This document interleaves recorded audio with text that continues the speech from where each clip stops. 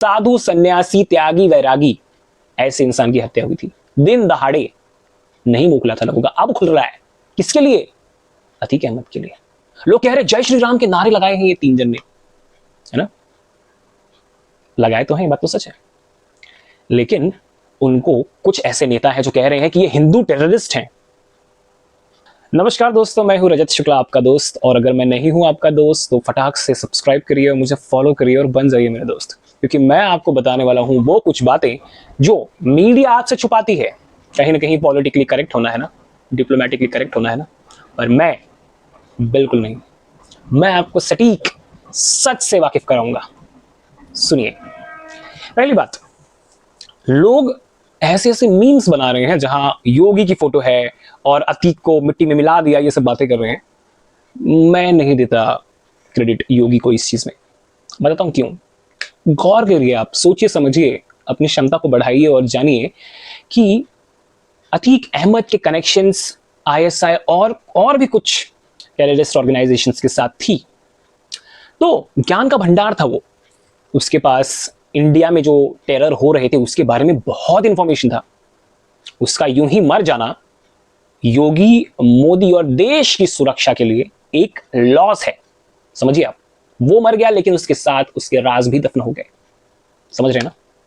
तो फिर क्यों मारा गया अतीक अहमद और अशरफ, है ना? गौर करते हैं, कौन थे ये लोग? अतीक अहमद और अशरफ ये दोनों कोई मौलवी फकीर तो थे नहीं कि इन्होंने बहुत अच्छे काम किए थे। आज जिन लोगों को हमदर्दी आ रही है ना, वो मजहब की वजह से नहीं आ रही है। याद रखिए, जो सच्चा मोमिन होता है, मुसलमान होता है, वो ऐसा नहीं होता है, और वो ऐसे लोगों का पक्षधर कभी नहीं बनेगा।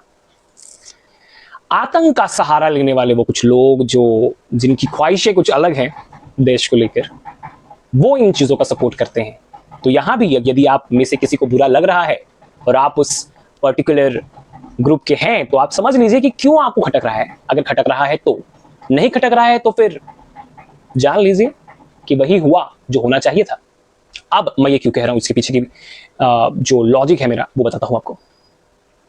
अतीक अहमद और अशरफ दोनों लोग बहुत ही गजब तरीके के सुपर पावर्स बन रहे थे धीमे धीमे, है ना?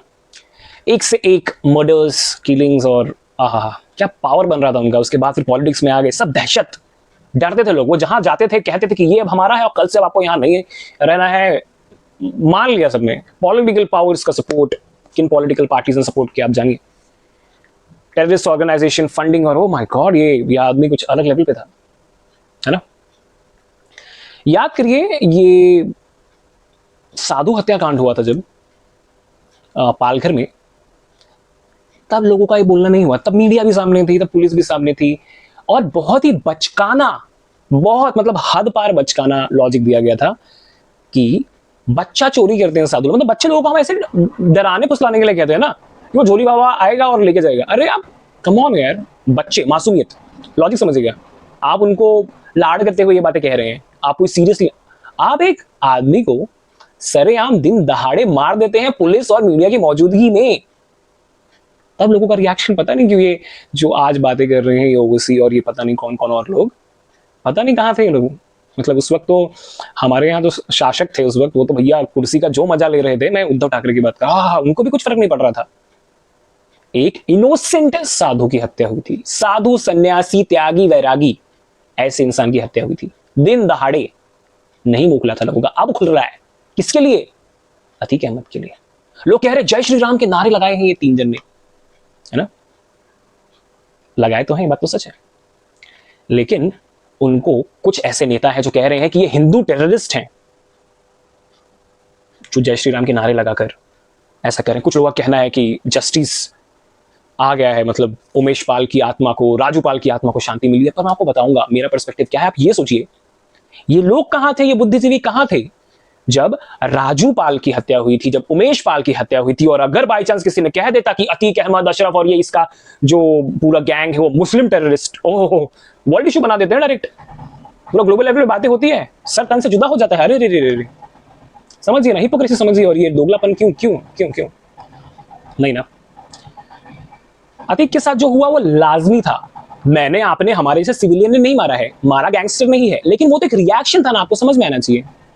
होना ही था, ये बात निश्चित थी, क्योंकि उमेश पाल, राजू पाल भी कोई आप मेरे जैसे कोई आम लोग तो थे नहीं, वो लोग ही पॉलिटिशियंस थे, उनके पीछे भी कुछ पावर रहेगा, और सैकड़ों केस हैं भाई साहब इनके पीछे।